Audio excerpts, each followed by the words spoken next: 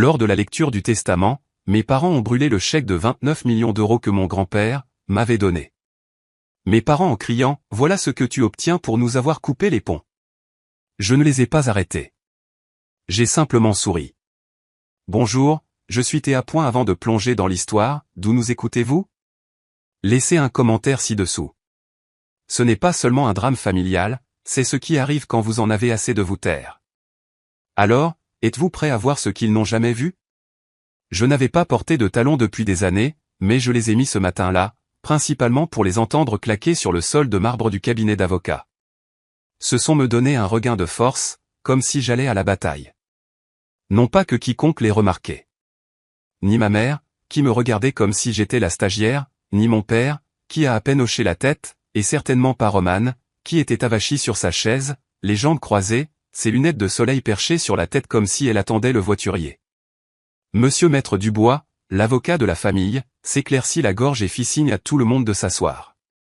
Nous sommes ici pour exécuter les dernières volontés d'Édouard Lefebvre, commença-t-il, d'une voix égale. À sa demande, tous les membres de la famille immédiate sont présents. Je me suis assise en dernier, silencieusement, toujours la dernière. La salle de conférence sentait le vieux cuir et la cire au citron. Je m'en souviens car je m'y suis fixé pour empêcher mes mains de trembler. De l'autre côté de la table, maman tripotait déjà ses perles. Les bras de papa étaient serrés. Romane tapotait ses ongles sur la coudoir, et lorsque Maître Dubois ouvrit le dossier, elle a en fait levé le menton comme si elle savait déjà qu'elle avait gagné. Votre père a fait des attributions spécifiques, dit Maître Dubois, dépliant une feuille nette. À sa fille, Romane Lefebvre, Romane a redressé la tête, il laisse le chalet de Chamonix et la guitare Gibson de 1959. Romane cligna des yeux. Je suis désolé, c'est tout? Il ne répondit pas, continuant simplement à lire. À Laurent et Sophie Lefebvre, son fils et sa belle-fille, il laisse l'horloge grand-père héritage, sa collection de vinyles et un don de 10 000 € à une œuvre de bienfaisance fait en leur nom. Maman laissa échapper un son comme si elle avait avalé un insecte. Excusez-moi. Papa ricana. C'est une blague. Et à Théa Lefebvre, Maître Dubois fit une pause, puis se tourna directement vers moi, il laisse la totalité de son patrimoine financier, totalisant 29 246 000 €. On aurait pu entendre une plume tomber. Quoi, aboya mon père. Maître Dubois est resté ferme. C'était notarié. Il a fait ce changement en personne il y a 3 mois. C'était délibéré. Ce n'est pas possible, dit maman. Elle ne nous a pas parlé depuis des années. Elle a quitté cette famille. Elle nous a abandonnés, s'exclama sèchement papa, la voix montant. Elle n'a pas le droit d'arriver ici comme une martyre et de récolter une fortune. Maître Dubois, à son crédit, n'a pas scié. Au lieu de cela, il tendit la main sous le bureau et en sortit une épaisse enveloppe marron scellée à la cire. Le vieux tampon de grand-père, le cheval qu'il avait lui-même sculpté, était toujours visible. Mes doigts hésitèrent, mais je tendis la main et la pris. À l'intérieur, il y avait un chèque plié et une note, pour celle qui est restée silencieuse et est restée forte. Tu n'as jamais été oublié. J'ai tout vu. Avant que je puisse la lire 2 fois, la main de mon père se jeta sur la table et arracha le chèque de mes genoux. « Qu'est-ce que vous faites » demandai-je, d'une voix égale. Il ne répondit pas. Il le tint en l'air, l'inspectant comme s'il était contrefait. Maman arracha la note. « Rends ça. » Restez silencieuse. Tu veux dire ingrate. Elle la déchira en 2, puis encore, jusqu'à ce que les mots soient illisibles. Romane se pencha en arrière, avec un sourire narquois. Oh, s'il te plaît, tu n'es pas la victime ici. Tu as toujours joué à la pauvre petite Théa. Tu nous as coupé les ponts, grand-père a juste eu pitié de toi. Ce n'est pas vrai, mais papa sortait déjà un briquet de la poche de son manteau. Laurent, avertit Maître Dubois, debout. Je ne la laisserai pas racheter sa place, grogna-t-il. Il alluma la flamme. Le chèque se recroquevilla rapidement, la fumée s'élevant en délicate spirale jusqu'à ce qu'il tombe, noirci, dans le cendrier en cristal devant lui. Maintenant, dit-il, la voix épaisse de rage, nous sommes quittes. Je n'ai pas bougé, pas scié. Maman croisa les bras, d'un air suffisant. C'est ce qui arrive quand tu trahis ta famille.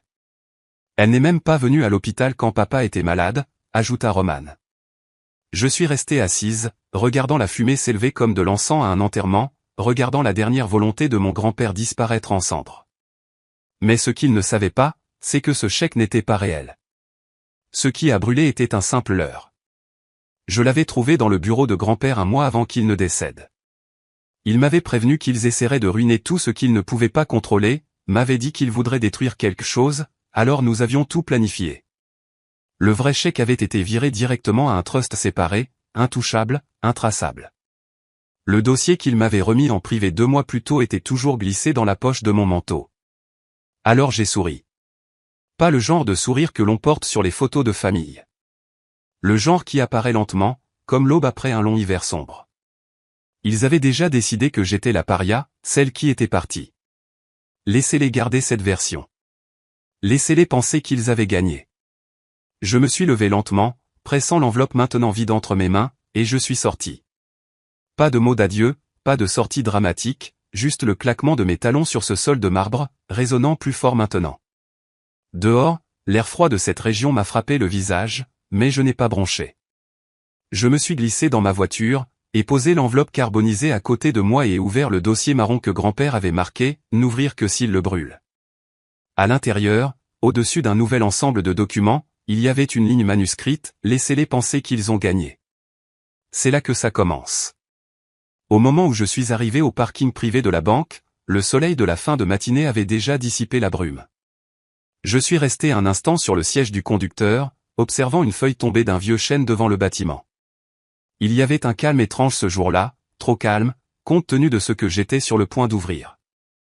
À l'intérieur de la banque, Monsieur Bertrand m'a accueilli avec la même dignité tranquille qu'il avait depuis le jour où grand-père m'avait présenté. Il m'attendait déjà près de l'ascenseur. Mademoiselle Lefebvre, a-t-il hoché la tête, faisant signe vers l'étage sécurisé, tout a été arrangé selon les instructions de Monsieur Édouard. Nous n'avons pas beaucoup parlé pendant la descente. J'ai apprécié cela. Je n'étais pas d'humeur à la conversation légère. Lorsque la porte du coffre s'est ouverte en gémissant, ce n'est pas l'air froid ou l'écho qui m'a donné des frissons, c'était le poids de ce que j'étais sur le point de voir. Monsieur Bertrand s'est dirigé vers le tiroir numéroté et l'a fait glisser vers moi avec un doux son métallique. Prenez votre temps. Je serai juste à l'extérieur, dit-il avant de sortir. Je me suis assise sur le petit banc, fixant la boîte. 2 mois plus tôt, grand-père m'avait remis une enveloppe marron dans un restaurant près de la 7. Il semblait fatigué, comme si les années l'avaient rattrapé d'un coup. Je me souviens de sa voix, basse mais assurée, ne l'ouvre qu'après la lecture du testament. Pas un instant avant. Le mot-clé est Trium. Tu t'en souviens. Je l'avais répété chaque nuit depuis, comme une prière ou peut-être un bouclier. Maintenant, alors que mes doigts défaisaient le loquet, je le murmurais à nouveau sous mon souffle, Trium.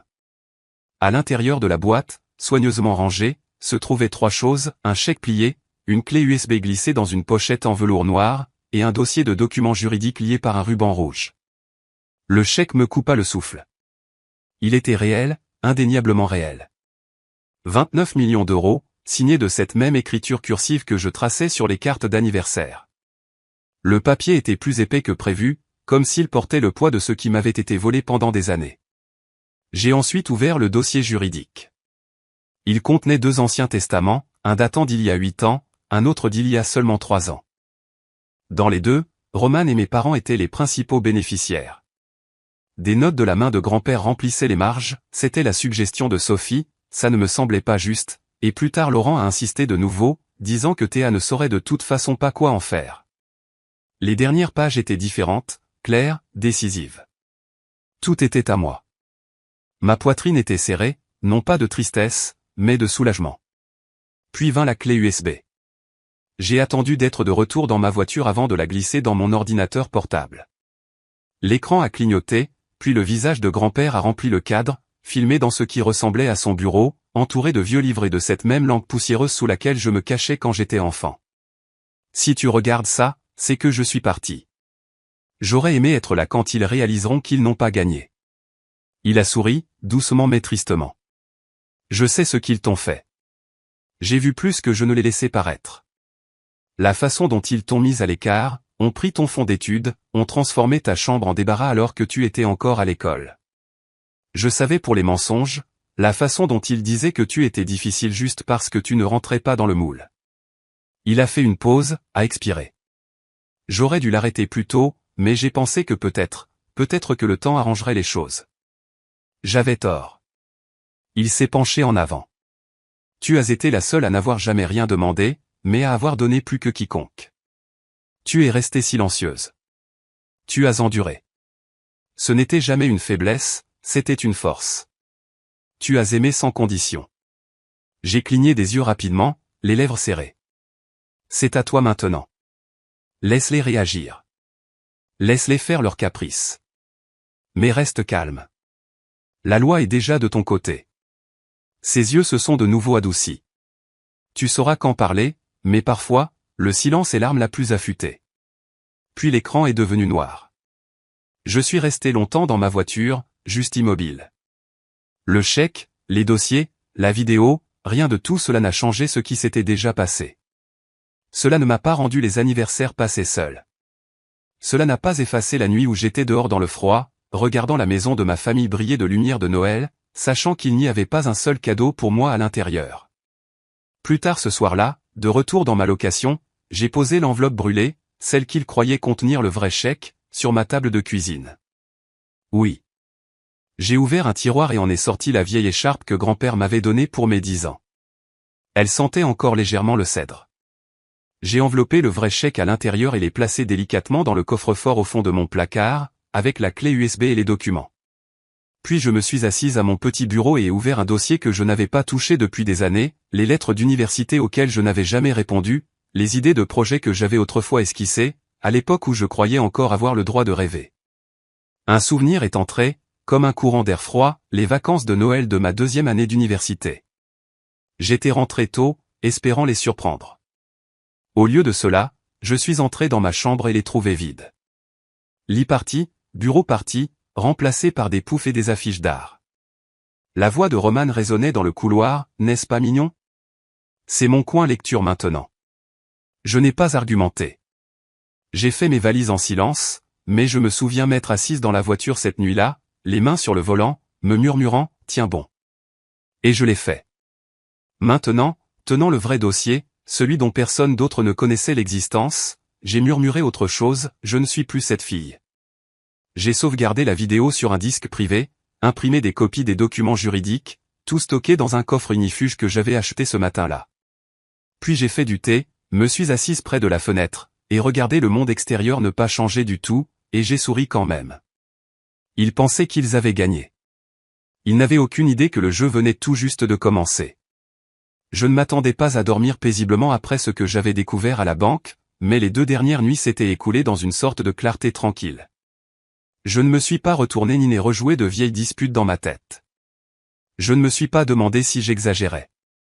Pour une fois, le silence dans mon appartement ne semblait pas vide, il semblait mérité. Alors, quand mon téléphone a vibré à 6h13 du matin, le son a semblé strident, comme s'il n'avait pas sa place. J'ai tendu la main vers lui, encore à moitié enveloppé dans la vieille courte pointe que mon grand-père m'avait donnée à l'université. Pas d'identification de l'appelant, juste, inconnu. J'ai failli laisser le message aller à la messagerie vocale, mais quelque chose dans ma poitrine m'a dit, réponds. Allô, Théa? Sa voix était chaleureuse, trop chaleureuse. Salut, c'est Roman. Je sais qu'il est tôt, désolé. Je voulais juste. J'espérais que nous pourrions parler, juste nous deux. Je n'ai pas répondu tout de suite. Elle a rempli le silence. Je pensais que nous pourrions prendre un café, comme avant, juste parler. Tu choisis l'endroit.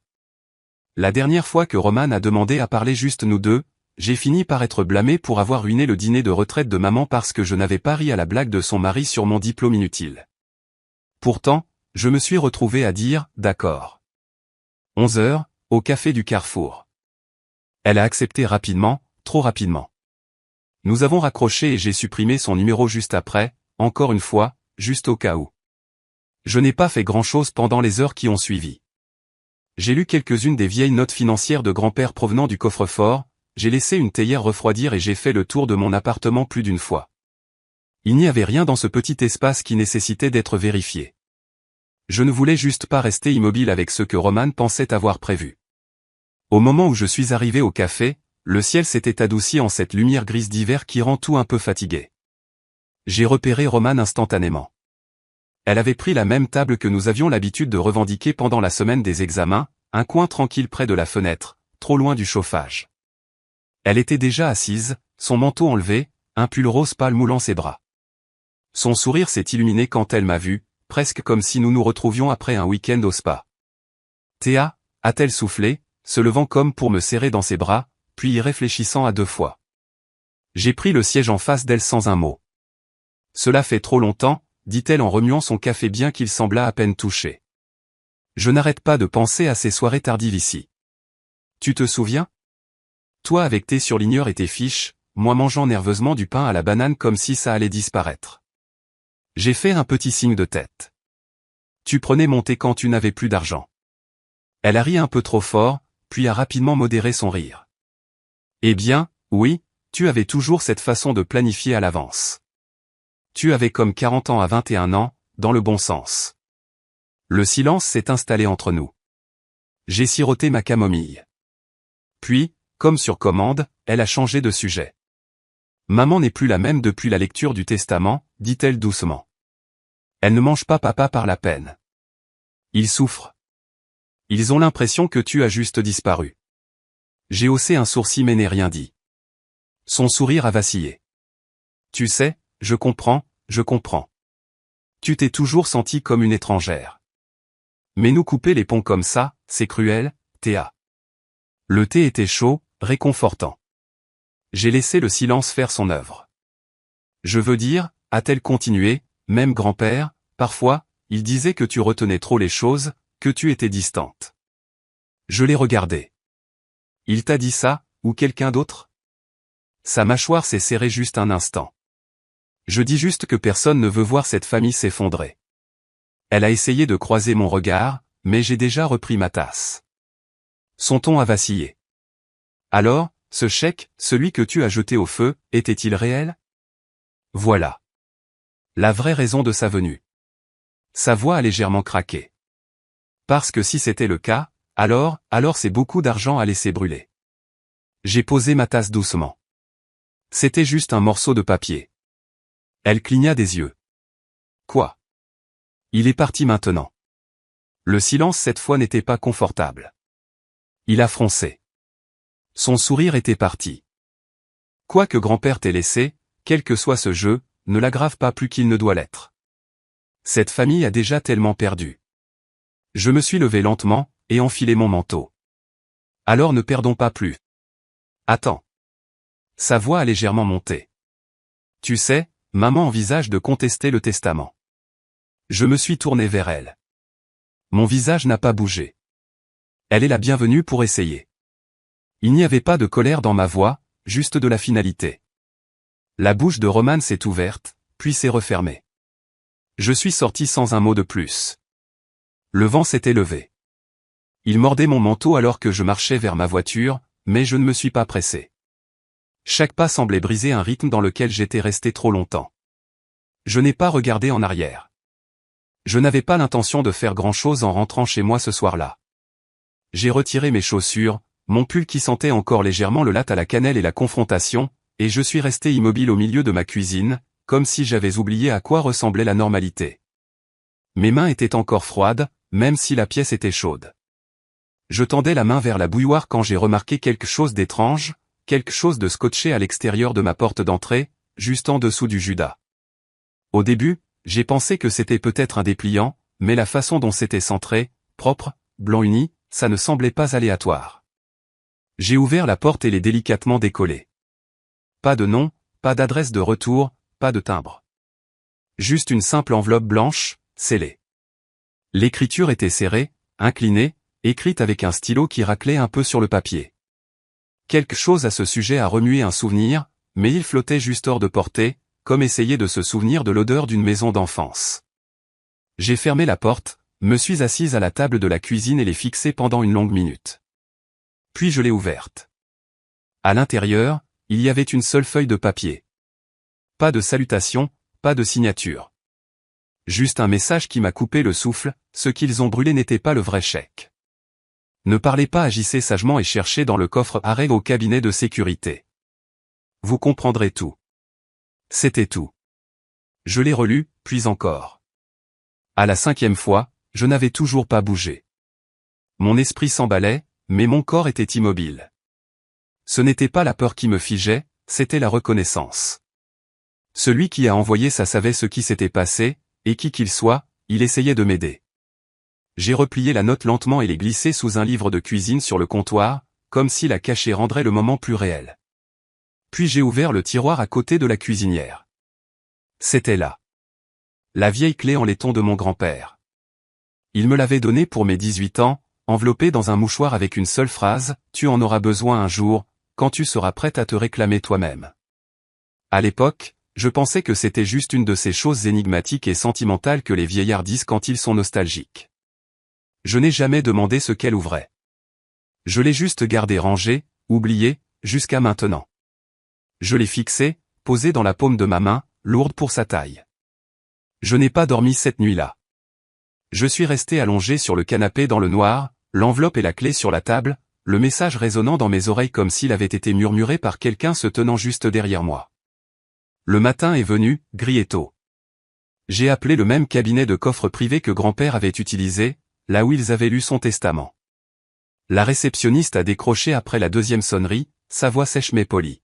« Bonjour, coffre et succession Langford », a-t-elle dit. « Bonjour », ai-je commencé, d'une voix calme. « Je suis Théa Lefebvre. J'appelle pour faire suite à un élément résiduel lié à la succession de mon grand-père. Je crois qu'il se trouve dans un coffre sécurisé. » Il y a eu un bref silence, des bruits de clavier, puis elle a demandé, « Avez-vous le code d'accès ou le numéro du coffre ?»« Coffre numéro 8, ai-je dit, et oui, j'ai la clé. » Plus de silence, puis plus de bruit de clavier. « Ce coffre est enregistré à votre nom, mademoiselle Lefebvre, a-t-elle dit. Nous pouvons fixer un rendez-vous pour cet après-midi. Vous aurez besoin de 2 pièces d'identité et de la clé originale. Je serai là à 14 heures, ai-je répondu. J'ai passé les heures suivantes en silence. Pas d'appel, pas de musique. J'ai même laissé le thé refroidir. Mon corps fonctionnait toujours, se laver, s'habiller, attacher mes cheveux en un chignon bas, mais mon esprit était ailleurs. À 13h30, j'ai glissé la clé en laiton dans la poche de mon manteau, fermé l'appartement à clé et conduit en silence. Le bâtiment était niché dans une rue calme bordée d'arbres qui avaient depuis longtemps perdu leurs feuilles, un panneau discret à l'avant, un interphone à la porte. Quand je suis entré, tout sentait légèrement le cèdre et le professionnalisme. La femme à l'accueil m'a salué avec un sourire neutre. « Coffre 8, c'est bien ça ?» J'ai hoché la tête, et remis ma pièce d'identité et la clé. Elle a examiné les deux, puis m'a conduit par un couloir étroit dans une petite pièce lambrissée. Il n'y avait qu'une chaise, une table et un mur tapissé de coffres-forts. Elle a déverrouillé un coffre où le numéro 8 est sorti, me laissant seul. Je me suis assise. À l'intérieur du coffre se trouvaient 3 éléments. Le premier, un chèque de banque certifié à mon nom pour 29 millions d'euros. Je n'ai pas réagi, pas à haute voix, mais mon souffle s'est coupé un instant, comme si mon corps devait s'adapter au poids écrasant du chiffre qui me fixait. Le papier semblait réel, le sceau profondément gravé, le nom de la banque légitime. Le deuxième élément, une enveloppe scellée à la cire rouge. Les mots sur le devant, écrits de cette inclinaison inimitable que je n'avais vue que sur les cartes d'anniversaire et les notes de famille en grandissant, disaient « N'ouvrir que s'il brûle le premier ». Je l'ai tenu dans mes mains longtemps avant de l'ouvrir. À l'intérieur, il y avait une courte note de mon grand-père, « Si tu lis ceci, c'est qu'ils t'ont montré qui ils sont vraiment. » L'argent n'a jamais été le vrai cadeau. C'était de savoir à qui faire confiance quand le feu a commencé. Garde ton propre conseil et ne les laisse pas te rapetisser à nouveau.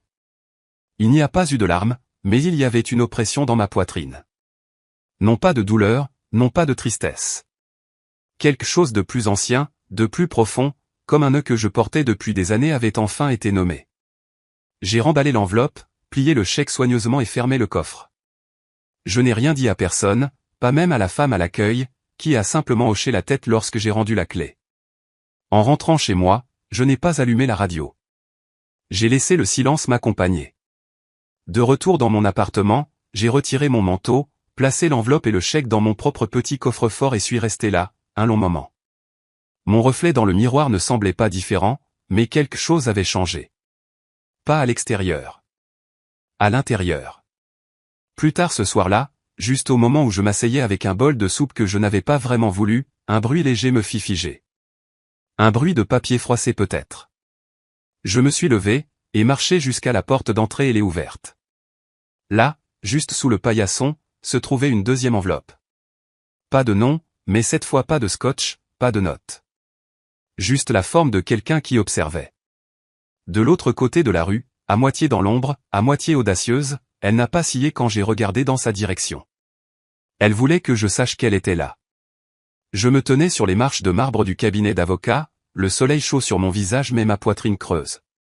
La ville bougeait autour de moi, voitures vrombissantes, pas tapant, mais mon attention se concentra sur une seule chose, la femme de l'autre côté de la rue. Elle ne se contentait pas de se tenir là, elle observait. D'âge moyen, avec des cheveux auburn foncés attachés en un chignon serré, un pantalon et une veste beige, des lunettes de soleil trop grandes pour le ciel nuageux. Mais ce n'était pas son visage qui me saisissait, c'était l'écharpe, une écharpe en soie bleu pâle avec un liseré ivoire et de minuscules initiales brodées au coin, MC. Marguerite Carole, ma mère. Cette écharpe avait disparu il y a 3 ans. Elle avait prétendu que la laverie l'avait perdue. Je l'avais cru, mais maintenant elle pendait doucement autour du cou de cet inconnu comme si elle lui appartenait, et elle me fixait. Pas le genre de regard que les gens jettent en passant, pas une curiosité désinvolte. Elle suivait chacun de mes mouvements. J'ai ajusté la sangle de mon sac et j'ai détourné le regard, faisant semblant de consulter mon téléphone. Puis je me suis tourné vers la rue Victor Hugo, comme si je ne l'avais pas remarqué. Ma main tremblait en poussant la porte du café au coin de la rue. À l'intérieur, ça sentait la cannelle et l'expresso brûlé. Je ne me suis pas arrêté. J'ai traversé la salle à manger, et fait un signe de tête au jeune barista et me suis dirigé directement vers la porte des employés à l'arrière. Madame, vous ne pouvez pas. Je rejoins quelqu'un dans l'allée, c'est bon, ai-je dit rapidement, sans même me retourner. La porte métallique a gémi en s'ouvrant et je suis sorti dans la ruelle arrière tranquille, des murs de briques se refermant des deux côtés. J'ai bougé rapidement, contournant la boulangerie, puis traversant le parking, revenant vers la rue Deux Pâtés de maisons plus loin. Quand j'ai finalement atteint le coin et jeté un coup d'œil vers le bâtiment du coffre-fort, elle était partie. Plus d'écharpe, plus de veste beige. Juste des touristes et de la circulation, comme si elle n'avait jamais été là. Mais elle l'avait été. Je savais qu'elle l'avait été. Je ne suis pas rentré directement chez moi. Mon instinct ne me le permettait pas. Au lieu de cela, j'ai marché devant les devantures de magasins, devant des souvenirs. Mes pieds m'ont mené à la vieille bibliothèque où grand-père m'emmenait quand j'étais petite. Elle n'avait pas beaucoup changé. Les mêmes escaliers ébréchés, la même odeur évanouie de papier et de polish. À l'intérieur, je me suis dirigé vers la dernière rangée d'ordinateurs en libre service. Pas de pièce d'identité requise, pas de connexion nécessaire. Juste du temps et une main calme. J'ai ouvert le navigateur et j'ai tapé l'adresse email de la succession qui m'avait été donnée lors de la révision du testament. Ce n'était pas quelque chose que je consultais souvent. La plupart des mises à jour étaient du jargon juridique ou des notifications du fiduciaire. Mais aujourd'hui, quelque chose me tiraillait. Et là, il y avait un message signalé que je n'avais jamais ouvert, envoyé il y a 3 semaines par molderacrust.org. Sujet, ne pas ignorer. J'ai hésité un instant, puis j'ai cliqué. Le message était bref, ils ne sont pas après l'argent. Ils sont après la signature qui prouve à qui appartient l'entreprise. M en pièce jointe, un document scanné. J'ai cliqué pour l'ouvrir, les mains froides maintenant. C'était un formulaire de transfert légal, signé et notarié, daté de 2 semaines avant l'AVC de grand-père. Il m'attribuait le contrôle total de Holding Lefebvre et Filles, les droits de vote, chaque part décisionnelle. Mon nom était là, mon nom complet dans son écriture, Théa Maurice Lefebvre. Mon souffle se coupa. Il ne s'agissait pas seulement d'argent. Il s'agissait de pouvoir, de contrôle, d'héritage. Je me suis penché en arrière dans la chaise, le cœur battant la chamade, non pas de choc, mais de reconnaissance. Il ne voulait pas me voir pauvre, il voulait me voir impuissante. Je n'ai rien imprimé, rien téléchargé. J'ai juste fermé la fenêtre, effacé l'historique de navigation et suis parti. Dehors, le vent s'était levé. J'ai traversé la rue vers ma voiture quand mon téléphone a vibré. Numéro inconnu. Bloqué, en fait. J'aurais dû l'ignorer, mais quelque chose en moi a dit, réponds. Allô? Il y a eu une pause, puis une voix que je n'avais pas entendue depuis les funérailles de grand-père, calme, mesurée, familière. Vous avez ouvert le coffre 8, n'est-ce pas? Je me suis figé. Qui est-ce? C'est Sylvie, dit-elle doucement, et si vous avez ouvert ce coffre, vous devez écouter attentivement. Sylvie, l'assistante de grand-père depuis plus de 2 décennies. Elle avait disparu des documents successoraux juste après la lecture du testament. J'avais supposé qu'elle avait été payée pour se taire ou qu'elle avait pris sa retraite tranquillement. Que voulez-vous dire par écouter attentivement? Vous pensez qu'il vous exclut juste de l'héritage, a-t-elle demandé. Il ne s'agit plus de ça. Ils réécrivent les registres, vous effaçant. Ma bouche s'est asséchée. Pourquoi? Parce que si vous n'existez pas sur papier, a-t-elle dit, vous ne pouvez rien posséder. Vous ne pouvez rien contester. Vérifiez l'acte de propriété foncière de la propriété de Bordeaux, l'original, pas les copies. Puis allez aux archives historiques de Bordeaux. Utilisez votre nom de naissance. J'ai laissé quelque chose là-bas pour vous il y a des mois, juste au cas où. Attendez, Sylvie. Mais la ligne a coupé. Je suis resté immobile, serrant le téléphone comme s'il allait me brûler la paume. Il ne volait pas seulement, il réécrivait. Il m'enterrait sous les formalités administratives, sous de fausses histoires, sous de nouveaux documents. Et personne ne le saurait à moins que je ne les arrête. Je suis rentré chez moi comme si j'étais sous l'eau. J'ai croisé des gens, des voitures, des chiens aboyant derrière des clôtures. Je ne me souviens de rien de tout ça. Tout ce dont je me souviens, c'est d'avoir fermé la porte à clé derrière moi, jeté mes clés sur le comptoir et sorti mon ordinateur portable. J'ai ouvert le navigateur, le cœur battant la chamade maintenant, puis j'ai tapé le nom que je n'avais pas utilisé depuis mon enfance, Théa Maurice Carole. Et ce qui est apparu m'a fait oublier comment respirer. Je ne me souvenais même pas de l'avoir tapé. Mes mains bougeaient par instinct, le Maurice Carole. J'ai appuyé sur Entrée. L'écran a clignoté une fois, puis le résultat est apparu, statut, décédé. Date de décès, il y a 2 semaines. Cause, collision piétonne. Confirmé par dossier dentaire. Je suis resté figé. La chaise sous moi semblait à des kilomètres. Le monde trop calme.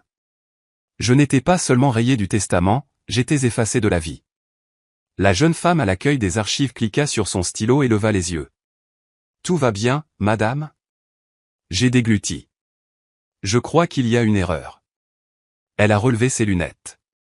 Puis jeté un œil. J'ai tourné l'écran vers elle. Son expression n'a pas changé. A-t-elle marmonné. Je veux dire, ça arrive parfois que les registres soient mélangés, surtout si quelqu'un d'autre avec votre nom est décédé. Je doute fort qu'il y ait une autre Théa Maurice Carole née dans ce comté. Elle s'est penchée plus près. Eh bien, ce n'est pas un simple mélange. C'est une copie certifiée conforme. Voyez ce sceau? Cela signifie qu'elle a été approuvée par quelqu'un d'autorité. Cela est passé par le bureau du registre d'état civil. Mon souffle se coupa. Comment une chose pareille pourrait-elle arriver? Elle hésita. Honnêtement, généralement, quelqu'un en fait la demande par les voies légales. Ça pourrait être un hôpital, un exécuteur testamentaire, une famille. Une famille, bien sûr. Ils ont falsifié ma mort, ai-je murmuré. La jeune femme n'a pas réagi, elle a juste tendu la main vers un pense-bête. Vous pourriez déposer une rectification auprès des registres de la ville. Vous aurez besoin de votre pièce d'identité, de votre numéro de sécurité sociale, d'une preuve d'identité. Ce n'est pas impossible, juste une corvée. Une corvée, j'ai hoché la tête lentement. Merci, vous m'avez été utile. Dès que je suis sorti, je me suis senti à nu, comme si je marchais sans peau. Chaque souffle me faisait mal, chaque pas semblait trop bruyant. J'ai pris un taxi jusqu'au bureau des registres de la ville de Bordeaux. Mes doigts tremblaient en sortant ma pièce d'identité, ma carte de sécurité sociale, tout ce que je pouvais trouver dans mon sac qui me liait au nom qui, disait-il, n'appartenait plus à une personne vivante. La greffière était polie, trop polie, ce genre de ton de service client répété qui me mettait instantanément mal à l'aise. Elle a tapé pendant quelques minutes, puis a froncé les sourcils. C'est étrange. Quoi, ai-je demandé, essayant de paraître stable. Votre numéro de sécurité sociale a été signalé comme inactif. Cela n'arrive que quand? Quand quelqu'un meurt, ai-je terminé pour elle? Elle m'a regardé, de la pitié dans les yeux. Exactement. J'ai sorti mon téléphone pour me connecter à mon application bancaire. Erreur. Compte introuvable. J'ai essayé l'application de carte de crédit. Votre carte a été suspendue. Contactez votre émetteur. Je me suis appuyé contre le comptoir, étourdi. Madame, dit doucement la greffière, voulez-vous que j'appelle quelqu'un pour vous? J'ai secoué la tête. Non, non, j'ai juste besoin d'une minute. Elle a hoché la tête et s'est éloignée. J'ai regardé par la fenêtre. Les rues bougeaient comme d'habitude, des gens allant déjeuner, des couples riant, des enfants attendant un bus.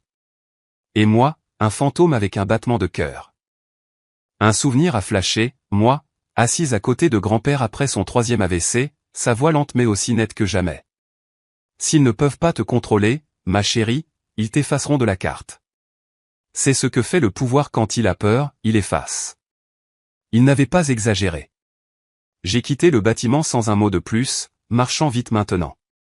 Il ne s'agissait plus seulement d'être retiré du testament. Il ne s'agissait pas d'argent. Il s'agissait d'identité, d'héritage, d'existence. Il n'avait pas seulement volé mon droit d'aînesse, il m'avait tué, sur papier du moins. Je ne me sentais pas en sécurité en rentrant chez moi, ni dans mon appartement, ni nulle part de familier. Alors je me suis réfugié dans un café voisin, et utilisé le Wi-Fi public pour chercher un motel pas cher et en ai réservé un sous un faux nom de famille. La femme derrière la réception n'a même pas levé les yeux quand j'ai payé en espèces. La carte clé a à peine fonctionné, mais la porte a finalement cédé avec un déclic. À l'intérieur, j'ai laissé tomber mon sac et me suis assise au bord du lit. Les murs étaient d'un jaune maladif, la couette puait la vieille cigarette, et la climatisation claquait comme si elle protestait contre la vie elle-même. Rien de tout cela n'avait d'importance. J'ai sorti la petite clé USB du coffre 8, celle qui n'était étiquetée qu'avec mes initiales. Je n'ai pas hésité. L'ordinateur portable a vrombé silencieusement en lisant le contenu. Un dossier est apparu, un seul fichier, regardez-moi d'abord.mp4. J'ai cliqué. La vidéo s'est chargée lentement, puis il était là, grand-père. Il était assis dans le solarium de sa vieille maison, un cardinal rouge perché devant la fenêtre derrière lui. Ses yeux, bien que fatigués, fixaient directement l'objectif. Si tu vois ça, Théa, c'est qu'ils sont allés trop loin. Ma gorge s'est serrée. Tu as toujours été celle qui se tenait à part. Non pas parce que tu le voulais, mais parce qu'ils ne te laissaient pas entrer. Mais l'entreprise, le trust, l'héritage, tout ça t'était toujours destiné. Il a fait une pause, a respiré soigneusement. Mais je savais qu'ils essaieraient de le prendre, et quand ils ne le pourraient pas, ils viendraient te chercher. Alors j'ai déplacé la dernière pièce quelque part où ils ne penseraient jamais à regarder. Quelqu'un qu'ils ne soupçonneraient jamais. Ses yeux se sont plissés. Il y a un homme nommé Gaspard Lenoir. Il vit près de la route départementale 17, près du vieil entrepôt. Tu y trouveras ce dont tu as besoin. L'écran a clignoté, puis il est devenu noir. Je suis resté immobile, le cœur battant. Il m'avait enterrée vivante, mais grand-père avait planté quelque chose dans la terre. Je me suis levé, et rangé la clé USB dans son étui et me suis regardé dans le miroir au-dessus de la commode bon marché. Je ne ressemblais en rien à ce que j'étais une semaine auparavant.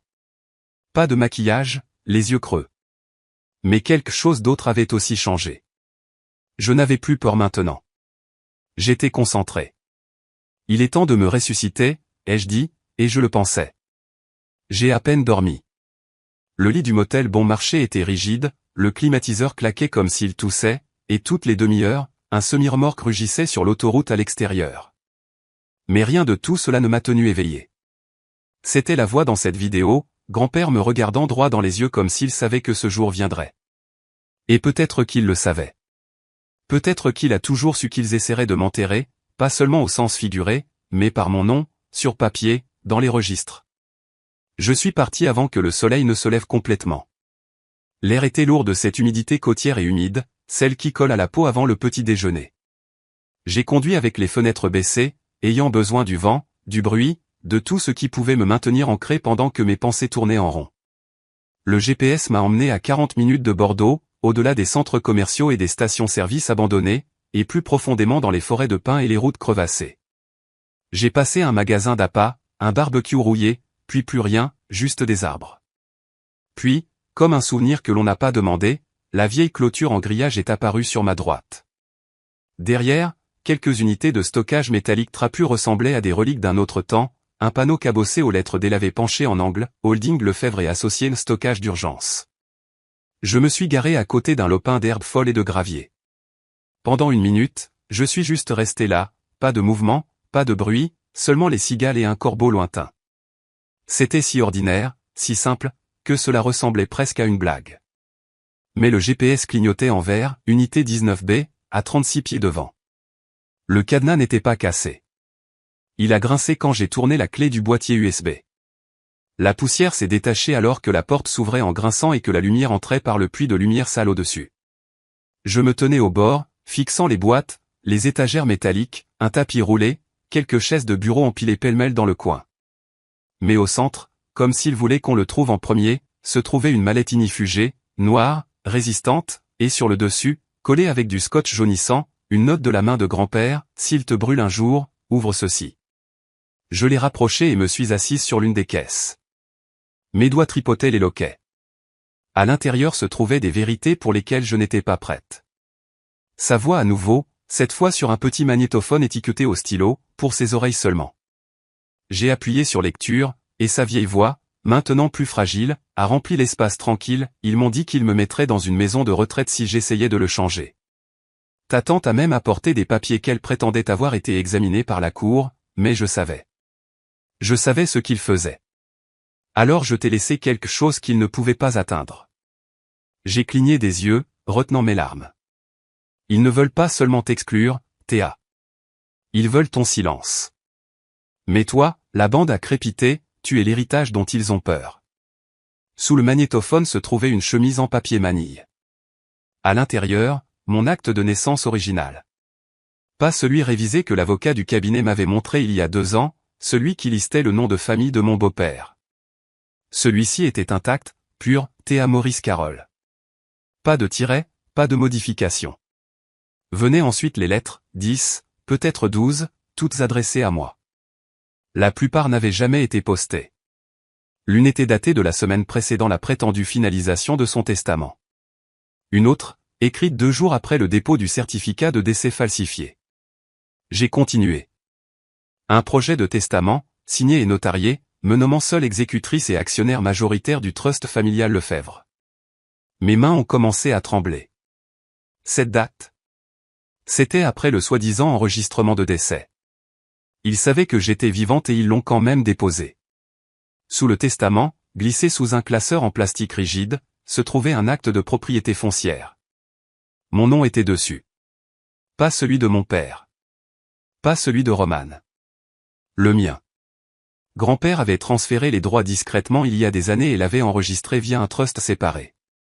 C'était la terre sous le domaine, la fondation même sur laquelle ils avaient construit toute leur illusion de pouvoir.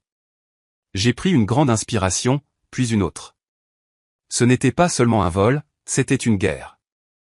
J'ai sorti mon téléphone et j'ai commencé à prendre des photos. Chaque page, chaque document. Je les ai scannés à l'aide d'une application de cryptage cloud que j'avais téléchargée la nuit précédente et j'ai tout téléchargé sur un disque caché, sauvegardé à 3 endroits différents. Puis je les ai étiquetés par catégorie, testament, trust, fraude d'identité, acte de propriété. Alors que le dernier fichier se téléchargeait, j'ai sorti le téléphone prépayé bon marché que j'avais acheté près du motel et j'ai tapé le numéro que j'avais écrit au dos de mon reçu de motel, bureau de Bordeaux, droit des successions et des biens. Une femme a répondu à la 2e sonnerie. Je dois parler à quelqu'un au sujet d'une contestation de testament et d'une fraude d'identité, ai-je dit calmement. Elle a fait une pause. Avez-vous des documents? Oui, et je préférerais parler en personne, discrètement. J'ai réservé le créneau le plus tôt disponible pour cet après-midi, 14 heures. En sortant de l'unité de stockage, le soleil de fin de matinée était déjà brutal. Je l'ai refermé, vérifiant 2 fois le loquet, et j'ai commencé à marcher vers la voiture. Mon téléphone jetable a vibré. Message vocal. Je l'ai écouté sur haut-parleur en déverrouillant la porte. Théa. La voix de Romane craquait comme si elle avait pleuré. Si tu es vivante. Je ne savais pas qu'ils allaient aller si loin. Je ne savais pas pour le formulaire de décès. Je jure que ce n'était pas moi. J'ai juste signé là où ils m'ont dit. Je ne savais pas ce que c'était. S'il te plaît, crois-moi. Silence, puis une respiration tremblante avant qu'elle ne raccroche. Je suis resté là, le téléphone toujours à la main, pendant 1 minute entière, sans bouger, sans penser. Et puis j'ai ri. Un rire discret, amer, mais avec une pointe acérée. Merci pour la confession, ma sœur. Je suis monté, et bouclé ma ceinture et j'ai vérifié l'adresse du cabinet d'avocat une dernière fois. Il voulait que je disparaisse, que je sois oublié, effacé. Mais je suis toujours là. Et maintenant, j'ai des preuves.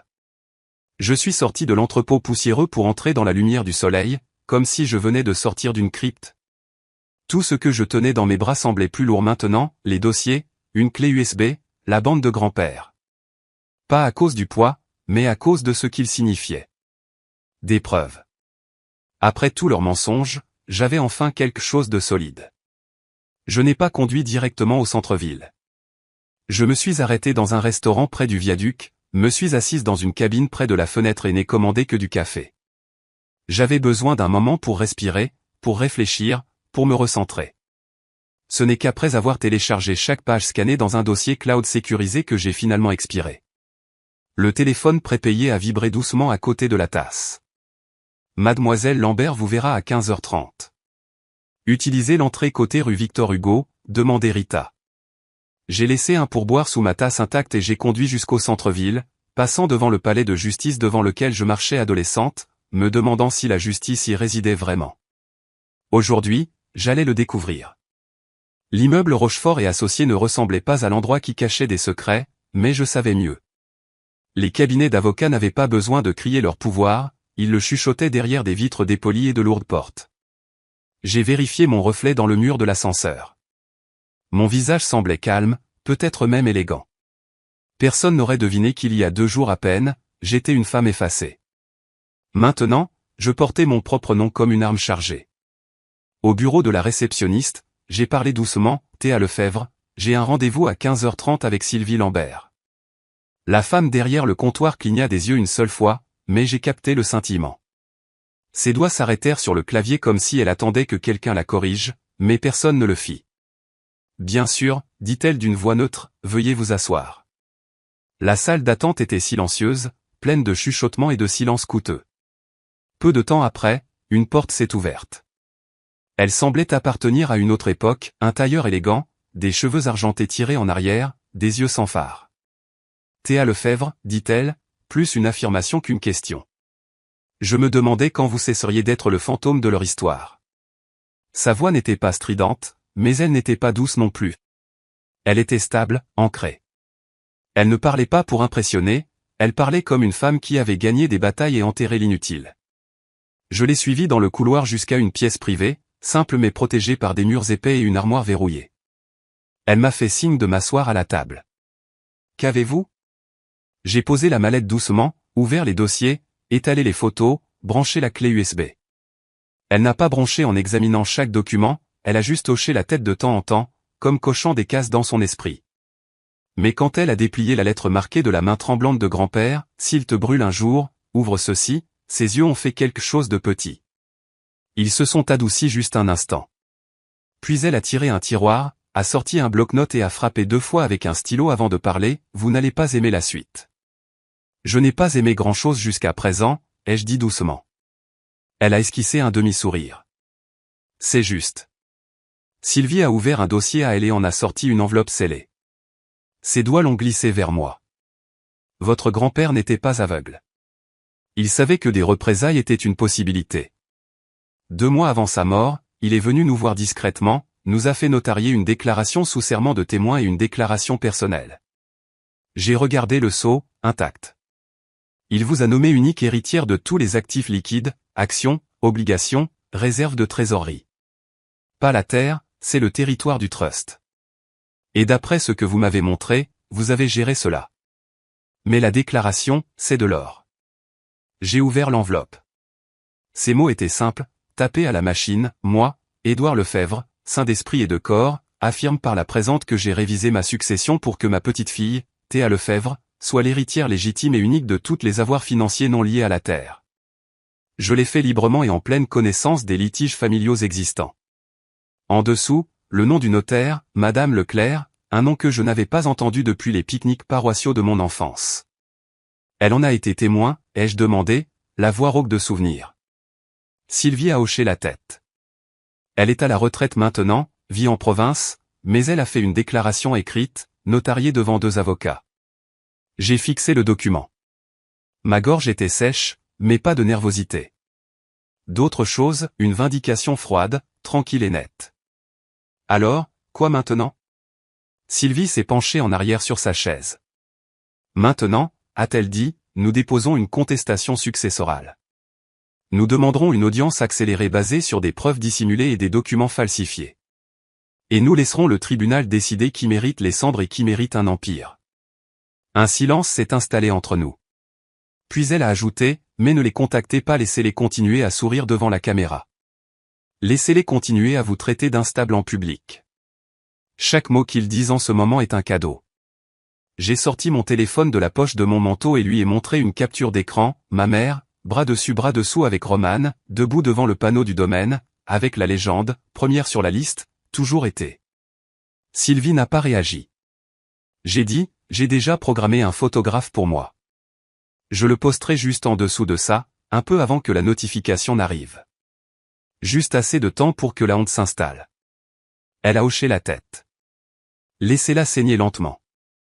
Je me suis levé, et rassemblé mes dossiers et lui ai serré la main. Alors que j'entrais dans le couloir, mon téléphone a vibré. Pas un SMS cette fois. Un message vocal. C'était Romane. Sa voix tremblait, fine, effilochée, presque désespérée. Si tu es vivante. Je ne savais pas qu'ils allaient aller si loin. Je ne savais pas pour le formulaire de décès. Je jure que ce n'était pas moi, s'il te plaît ne me coupe pas les ponts. Je n'ai rien signé, c'était tout. Papa. J'ai écouté 2 fois, puis j'ai appuyé sur « Enregistrer ». En marchant dans la rue, j'ai souri. Non par cruauté, non par fierté. Juste par paix. Merci pour la confession, ma sœur. La nuit précédant l'audience, je n'ai pas pu dormir.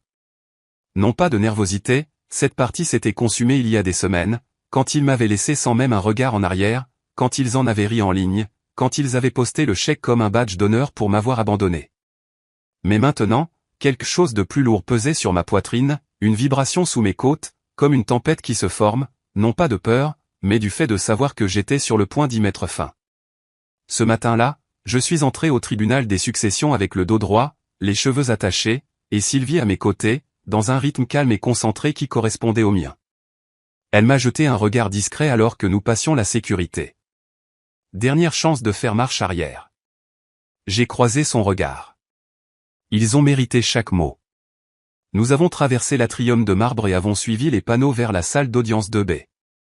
C'était silencieux, trop silencieux pour ce que j'étais sur le point de faire.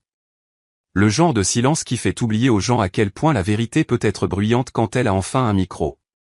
À l'intérieur, mes parents étaient assis ensemble. Mon père portait un blazer bleu marine qu'il n'avait pas pris la peine de repasser, et ma mère était parée de perles, bien qu'elles fussent mal posées sur son cou, comme si elle savait qu'elle n'y appartenait pas.